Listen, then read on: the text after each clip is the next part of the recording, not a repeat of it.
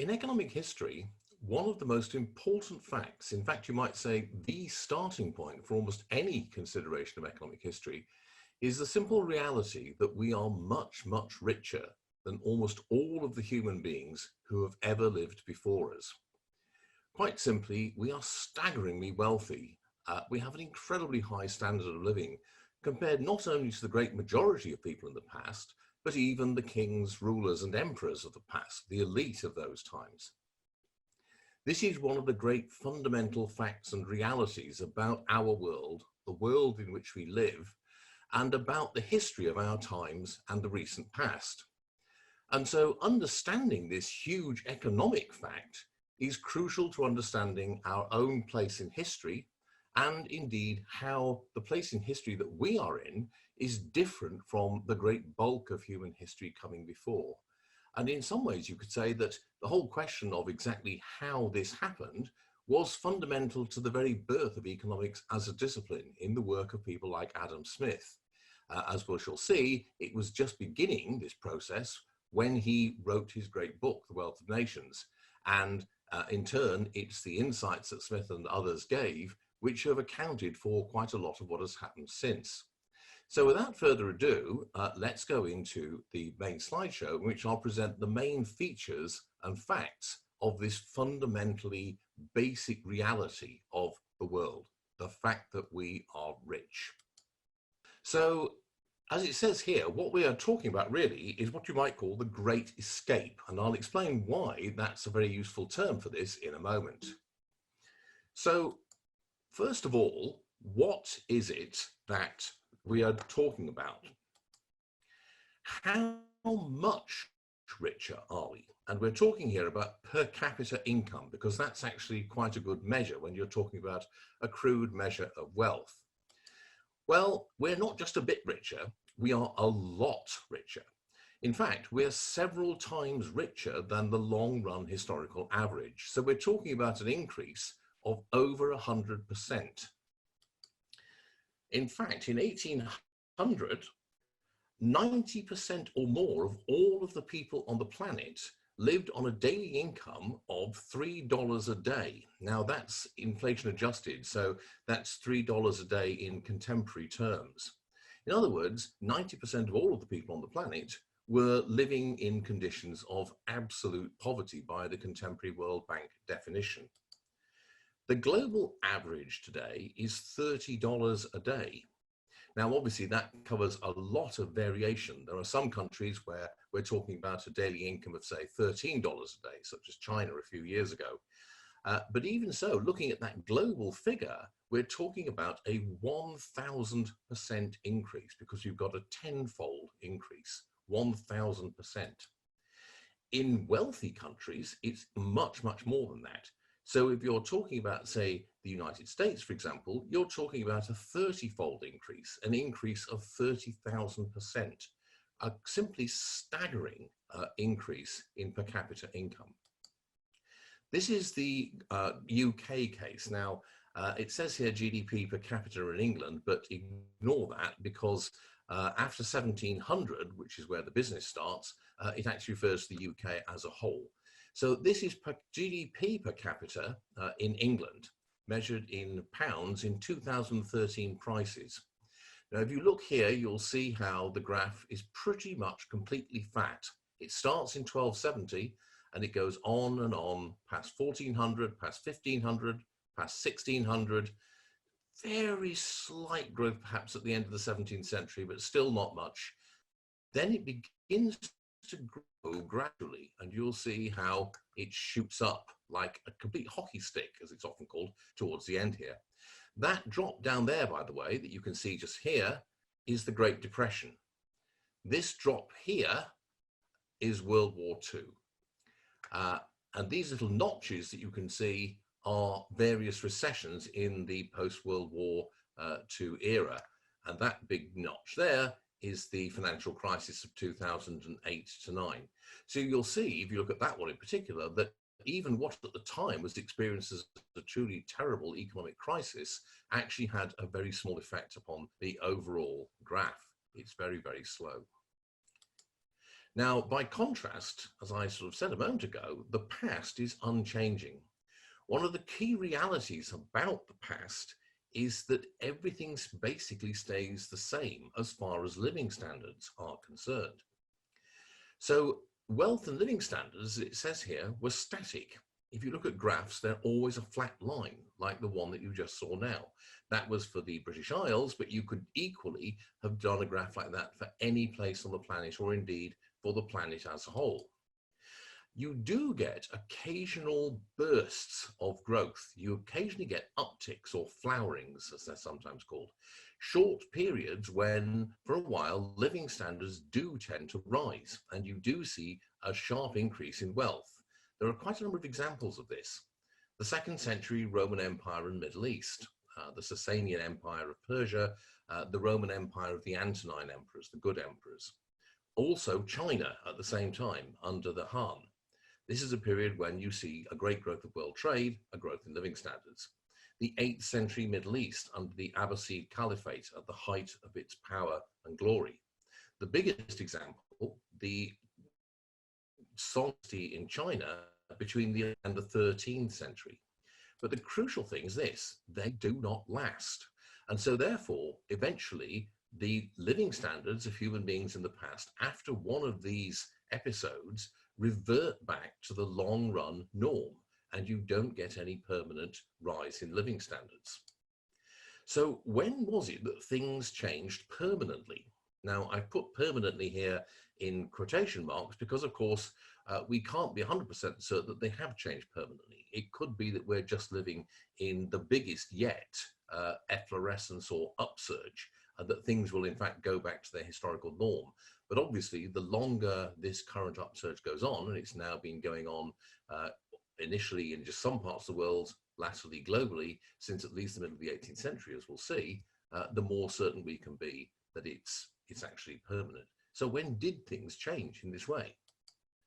Well, in the UK, they changed about 1750, as you can see from the graph, which I showed you earlier. In other places, the change happens a bit later. So in other parts of Europe, for example, such as Germany, it doesn't really happen until the 1840s or 1850s. In Northern Italy, it happens around the 1860s. In Russia, in the 1890s and 1900s. In the United States, from about the 1820s onwards. It's now, however, global. There is pretty much no part in the world that has not experienced this huge increase in living standards. There are some places which began to see this increase quite early on. So in China and India, for example, you start to see the growth of wealth, the rise in living standards from the late 19th century onwards. But then in the 20th century, various things froze that and stopped it continuing. But it's since resumed dramatically. So you can see a process which begins locally in 1750, but which has gradually spread to the entire planet. Initially, this growth rate was slow. So if you look back to the 18th and early 19th century, the British economy and other economies, like the Belgian one, are growing at about 1% to 1.5% per annum, which by modern standards is quite slow. However, the crucial thing, which is what makes this different from the previous episodes I mentioned, is that it is sustained. It keeps on going. And because of the magic of compound interest, even 1% growth per annum, if it keeps going for long enough, is going to have a dramatic effect. Actually, 1% growth per annum will double the size of the economy over the course of about 50 years. So you're talking about something which is on any one year not very dramatic, but which builds up to something very dramatic simply because it goes on long enough. There's a big acceleration in growth after 1860. Now, we're not talking about the quantity of wealth here, the actual amount of stuff being produced, but rather the rate at which it's growing, which is measured by the steepness of the graph. That is what increases. After about 1860, you start to get parts of the world like the United States and Germany that are growing at a significantly faster rate than 1.5%, 3 to 4% or more. The British economy also starts to grow slightly faster after that point.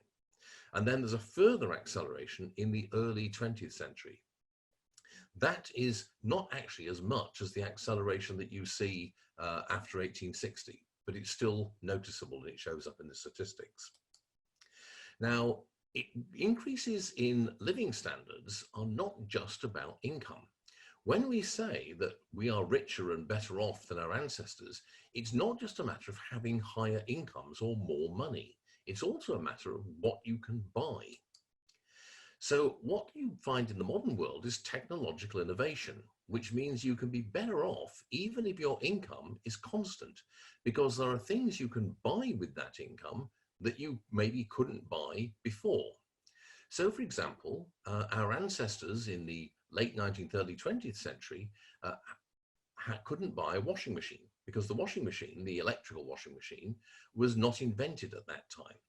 Now, suppose for the sake of argument that somebody's income had remained constant through to the 1930s or 1940s when washing machines began to be widely available, that person would still be better off even though their income hadn't gone up, because they could now buy a device, a washing machine, which would transform an important aspect of their daily existence.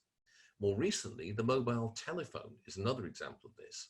The mobile telephone, particularly in Africa, has transformed the lives of enormous numbers of people and made them much, much better off in all sorts of ways, regardless of whether their income has gone up. It's simply a fact that there's now a technology out there that they can buy, which wasn't there before. So even without income going up, you're still better off. The other important thing is what is known as hedonic adjustment. This is to do with how many hours you have to work to get a given product. So you might say that you have to work 10 hours, for example, in order to buy a certain amount of, say, food or a particular electronic product. Now, if the prices of goods are falling in real terms, that means you have to work fewer hours to get the same amount of stuff. Now, you may choose to still work the same time and buy more stuff, or you may choose to take more leisure time and keep the same amount of stuff. But in either case, your living standards, your material well-being has increased, even if your income has remained static. This is important today because there are quite a number of economies, notably the United States, where incomes for many people have been static for quite some time for various complicated reasons.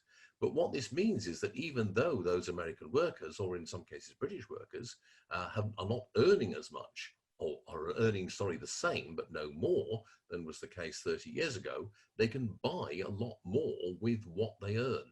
And they don't have to work as long to buy the same things like fridges, cars, and other consumer goods, because the cost of those goods has gone down.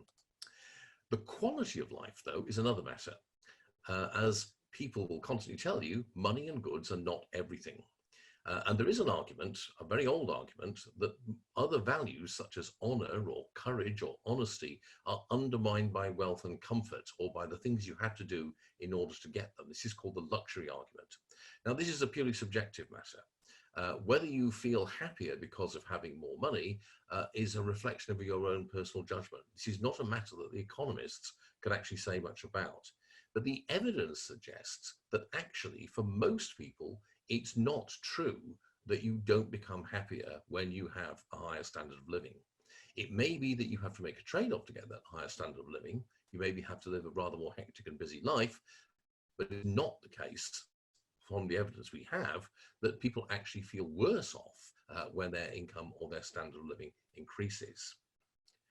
Now, what then should we conclude from this? Well, several very quick responses. First of all, we are obviously richer than we were. Secondly, and I hope this came across, this is unprecedented. Thirdly, something that I hinted at, but which we'll see in other films, this is down mainly to innovation. Being richer doesn't make you happier, but it helps a lot. Finally, higher living standards have all kinds of secondary effects. And what is worth doing is thinking about what some of those secondary effects are. If you have more money, if your money goes a lot further and buys you a lot more things, how does that change your life? And it isn't simply a matter of being more comfortable. So this is indeed one of the huge changes in human history.